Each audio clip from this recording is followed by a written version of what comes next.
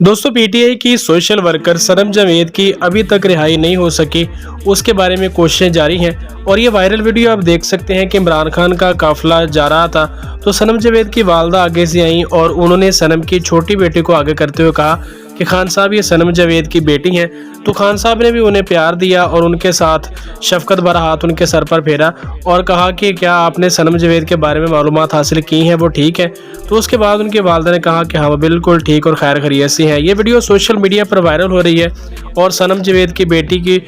जो मुलाकात है खान साहब के साथ उनकी वालिदा ने करवाई है वो सोशल मीडिया पर काफ़ी उसे पजीराई मिल रही है। और खान साहब आप वीडियो में देख सकते हैं कि सनम जावेद की बेटी पर सरपत शफकत का हाथ भी फेरते हैं और उसके अलावा उनकी खैर खैरियत भी दरियाफ्त करते हैं और ये वीडियो सोशल मीडिया पर काफ़ी ज़्यादा पॉपुलैरिटी हासिल भी कर रही है। सनम जावेद की रिहाई के हवाले से भी कोशिशें जारी हैं लेकिन अभी तक कोई मुसद्दिका इतलात नहीं आ सकी कि सनम जावेद को कब रिहा किया जा रहा है और उसकी रिहाई के बारे में जो प्रोग्रेस है वो कहाँ तक पहुँच सकी है।